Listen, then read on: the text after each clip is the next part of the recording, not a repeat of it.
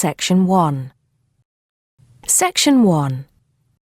You will hear a telephone conversation between an employee at a pet insurance company and a customer. First, you have some time to look at questions 1 to 6.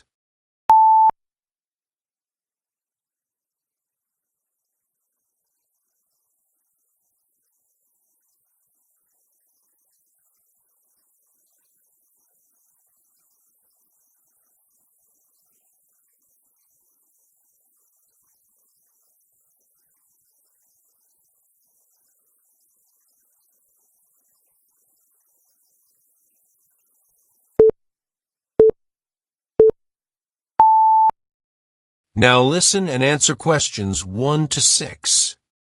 Pet Protect UK, how can I help? Oh, hello there. I'm calling to inquire about your pet insurance plans. Of course, just give me a second, please. Sure. So, have you checked our website already to see the options we offer? I've had a quick glance, and I think I'm interested in the basic plan. Great. I need to just ask a few questions first then. Is your pet a dog, a cat, or a rabbit? It's a dog. And is it a puppy or... No, he's 3 years old. Right. May I ask, has your dog been insured before? I just adopted him from the rescue center last week, and I think he'd been there a while, so I doubt it. Okay, so you've had him for a week then? That's correct. Great. I apologise for asking this, but your dog, what's his name, by the way? Fenton, is that spelt with an F? Yeah, Fenton. Great. Thank you for that. So, according to the rescue centre, has Fenton ever attacked, bitten, or been aggressive towards a person or another animal? No, not at all. Excellent. And is he a guide dog or... No, just a house pet. Great. And you said he's 3 years old. Do you know the exact date of birth? Oh, yes, it's on the adoption certificate. Just give me a sec. It's May 19th, 2013. And do you know, has Fenton been neutered? Yes, he's been castrated. Excellent. And final question, what type of dog is Fenton? Is he a pedigree, a crossbreed, or a mixed breed? A crossbreed, I think. Wait, sorry. What's the difference between the three? A pedigree is a dog whose parents are of the same breed. A crossbreed is from 2 different breeds, while a mixed breed is 3 or more. Then he's a mixed breed. Sorry about that. Right, no worries. So, could I take your full name, please? My name is Peter Pischinger. That's Pischinger.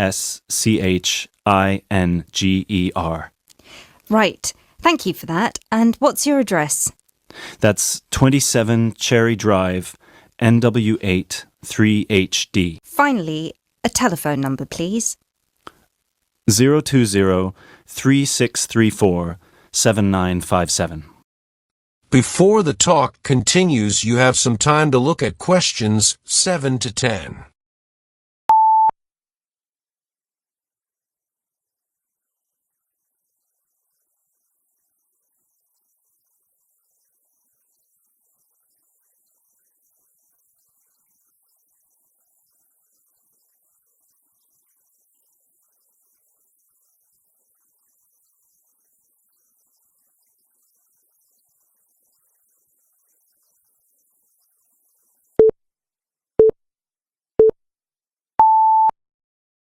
Now listen and answer questions 7 to 10. Now, you said you were interested in the basic plan. Is that correct? Yes, that's correct. May I ask, are you planning to switch insurance providers after the first year of your pet insurance, or is there a possibility you might renew with us? I haven't really thought about it. Why? The reason I'm asking is because if you plan to renew with us, it might be worth considering our premium or ultimate premium plan. With the basic plan, you will have to pay the same fee of £8 per month regardless of how long you stay with us. If you choose one of our other 2 plans, though, you will receive a discount for the first 6 months. You'll only have to pay £12 for premium and £15 for ultimate. And then, depending on your circumstances, you might be eligible for further discounts after your first year, depending on how many expenses you claim. If you claim less than £300, you'll have to pay the same as for the basic plan, but receive the cover provided by the premium plan. Is that something you might be interested in? I'll have to think about it. Is it possible to switch to one of the other plans later on? Yes, of course. You can always upgrade.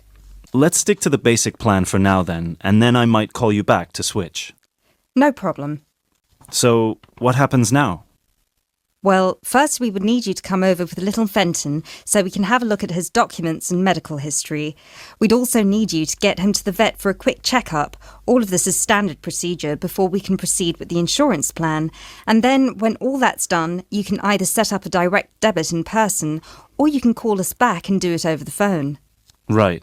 And the basic plan will cover... Well, the basic plan covers veterinary fees, obviously, plus a few more things such as boarding costs, loss by theft or straying, advertising and reward, death by accident or illness. You can find a comprehensive list on our website, or I could forward it to you via email if you prefer. Thanks. I'll check the website. No problem. So, shall we book you an appointment so you can come over? That is the end of section 1. You now have half a minute to check your answers.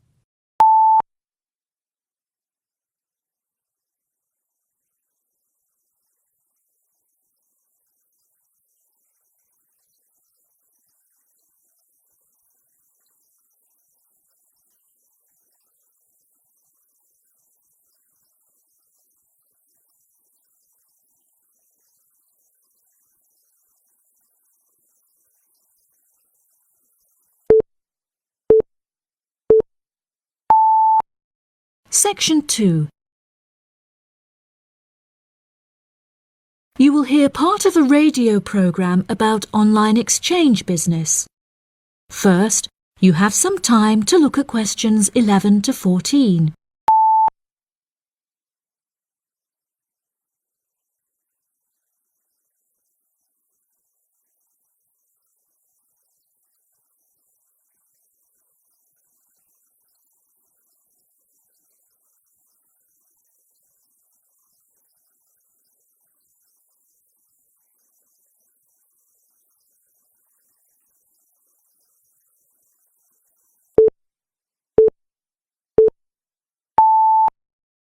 Now listen carefully and answer questions 11 to 14.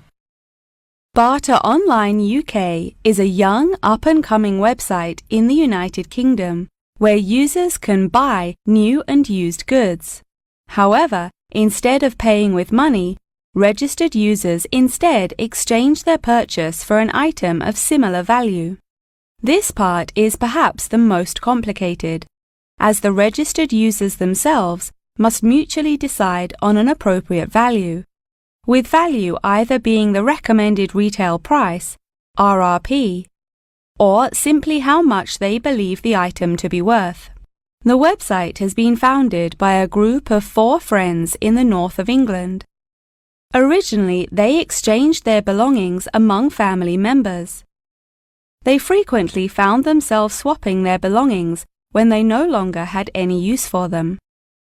They live by the motto, one person's trash is another person's treasure, and hate to throw things away. As more and more people caught wind of the idea and wanted to participate in the exchanges, the group decided that the idea had the potential to become a successful business venture, and so it did. Barter Online UK is a startup online business which took 3 months to set up, and has now been running for around half a year. Despite only being founded a short time ago, the website has already garnered about 1,500 registered users, with 500 more than expected, a huge achievement for the founders. Some of the users are registered in the United Kingdom and Canada, with the majority from the Republic of Ireland. In order to become a registered member, users must first fill in their personal details, followed by their credit or debit card details, which will be used to take payment of a monthly fee of £5. As long as this fee is paid, users will be able to perform an unlimited number of online exchanges. Before you hear the rest of the program, you have some time to look at questions 15 to 20.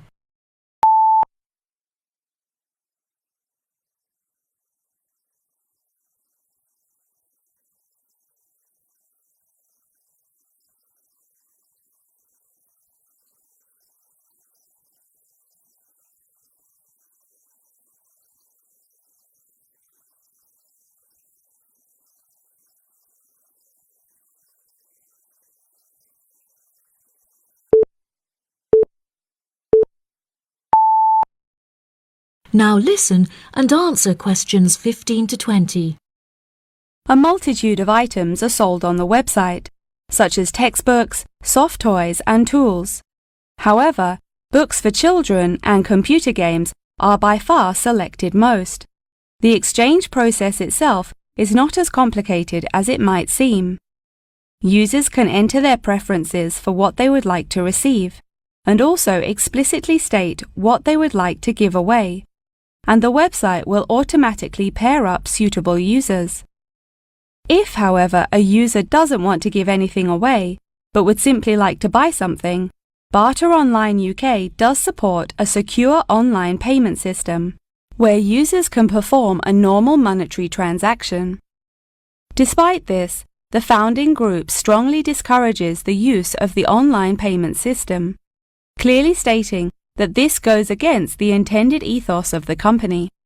Although bartering is an age-old process, many of the website's users are unsure how to decide which of their own items to exchange. It often helps to order items by popularity, using the filter button provided. This will tell the website to find out popular items for users' convenience. To this, the founding members say, just put everything you don't want on there. Different people have different tastes, and you never know what they might be looking for. In order to aid registered users in their exchanges and to provide them with assurance, the founders recently added a new feature whereby on completion of an exchange, users will be encouraged to provide each other with feedback. This feedback will include criteria such as the quality of the item as compared with how it was advertised, the ease of communication with the seller, the speed at which the item was delivered, and so on. The friends believe that using this method, users will have a more transparent and trustworthy bartering experience. That is the end of section 2. You now have half a minute to check your answers.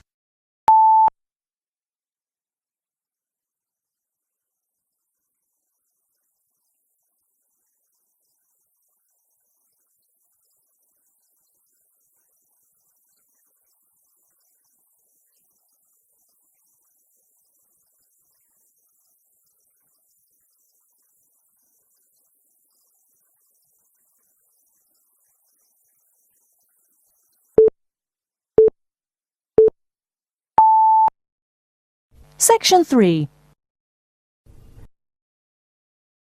You will hear a student called Julie talking to her classmate named Ricky about a new essay that Professor Johnson assigned. First, you have some time to look at questions 21 to 24.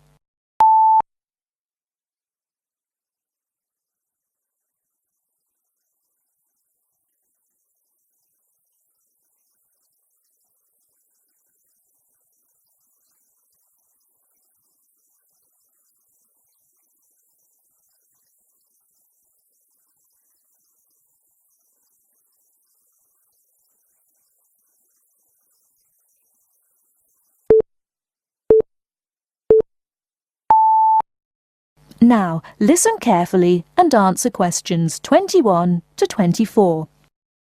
Hi, Julie, it's Ricky. Hi, Ricky. How are you? I noticed you weren't in psychology today. I'm feeling sick, so I didn't go to school today. Would you mind telling me what I missed in class? Sure thing. I'm sorry you're not feeling well. Anyway, we spent most of the class talking about a new essay that Professor Johnson assigned. You need to choose one of the bold headings from the note system and research it. Wow, I picked the wrong day to miss class, huh? You sure did. Could you tell me the specific requirements of this paper? Sure. You need to find scientific research that supports your claim as one of your references. It can be from some of the case studies we discussed in class, or you can find your own.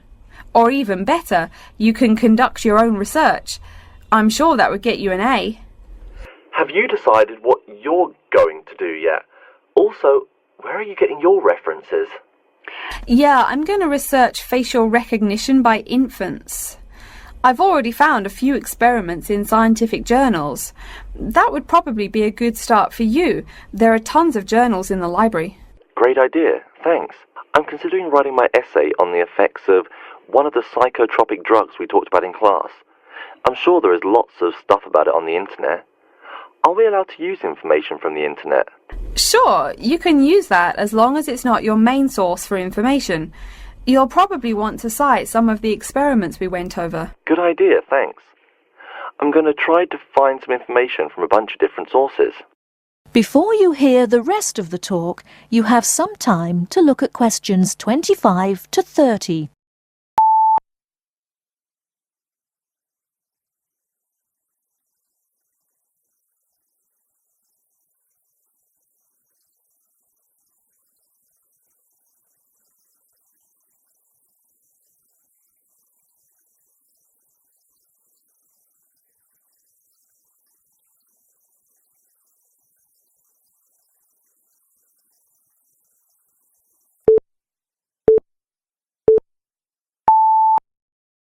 Now listen and answer questions 25 to 30. Are there any specifications on how the essay should be written? Yeah, Professor Johnson wants it double-spaced. It should be between 6 to 10 pages long. 6 to 10 pages? That's so much. Oh, it's going to take forever. I know, the whole class groaned when he said that. Anyway, you also need to put the title in italics and... Wait, each section heading or just the main heading? Only the main heading should be in italics. I think section titles are supposed to be in the same format, but maybe in bold. You'll have to check that in class next time. Oh, okay. So I take it that the report has to be typed, since there are so many requirements. What are the other formatting requirements? Yep, it's got to be typed. Aside from that, there are still a few more specifications. You should number each page. Make sure it goes up in the top right corner. Okay, I'll make sure to write that down. I always forget to number the pages. Do we need to title and date each page too? You need the shortened title on every page, but no need to include the date. That should just be on the cover page. Okay, thanks. No problem. Also, make sure the margins are 3.25 pixels wide. What? I'm not even sure how to do that. Oh, it's okay, I can show you. It's really easy. I think that's all the directions he gave us. A lot of formatting requirements, but we have the freedom to research many things that we like, so that's good. Oh, I almost forgot. Remember to put down your ID number on your report. Thanks so much for your help. I'll see you in class Monday. No problem. Glad I could help. See you later. That is the end of section 3. You now have half a minute to check your answers.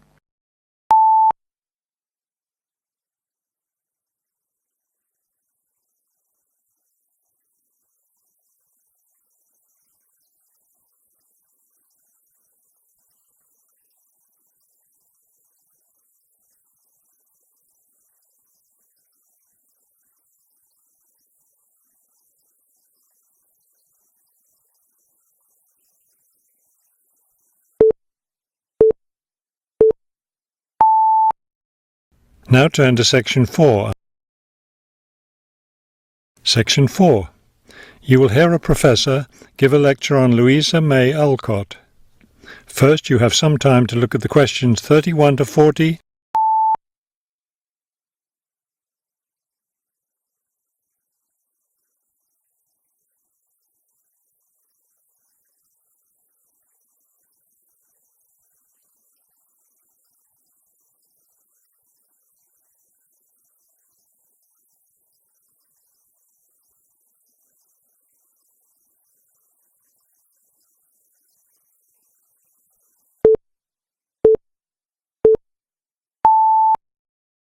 Now listen carefully and complete the timeline in questions 31 to 40. Good afternoon. Today I'd like to continue our discussion of the lives of prominent American writers by talking about Louisa May Alcott, one of the best-known 19th century writers. Alcott is known for her moralistic girls' novels, but she was a much more serious individual than those novels might lead one to believe. She was born in 1832, the daughter of Bronson Alcott, who was one of the founders of the Transcendentalist movement. Bronson Alcott was a philosopher, but not a provider, and the family lived close to poverty. From an early age, Louisa was determined to find a way to improve her family's economic situation. As a teenager, she worked to support her family by taking on a variety of low-paying jobs, including teacher, seamstress, and household servant. Alcott also started writing when she was young. She wrote her first novel when she was just 17 years old, although it wasn't published until many years after her death. It was called The Inheritance. In 1861, the Civil War broke out. Alcott worked as a volunteer, sewing uniforms and bandages for soldiers. The following year, she enlisted as an Army nurse. She spent the war years in Washington, nursing wounded soldiers at a military hospital. While working at the hospital, she wrote many letters to her family at home in Massachusetts. After the war, she turned the letters into a book, which was published under the title Hospital Sketches. She also wrote numerous romantic stories, which she sold to magazines. Around this same time, she was offered the opportunity to travel to Europe as the companion to an invalid. When she returned home from Europe in 1866, she found her family still in financial difficulty and in need of money, so she went back to writing. Her big break came in 1868, with the publication of her first novel for girls, Little Women. The novel achieved instant success, and the public wanted more. From then on, Alcott supported herself and her family by writing novels for girls. It wasn't the writing she had dreamed of doing, but it earned her a good income. Alcott took care of her family for the rest of her life. In 1878, her youngest sister May got married. A year later, May died after giving birth to a daughter. Louisa Alcott raised her sister's orphaned child. In 1882, Bronson Alcott suffered a stroke.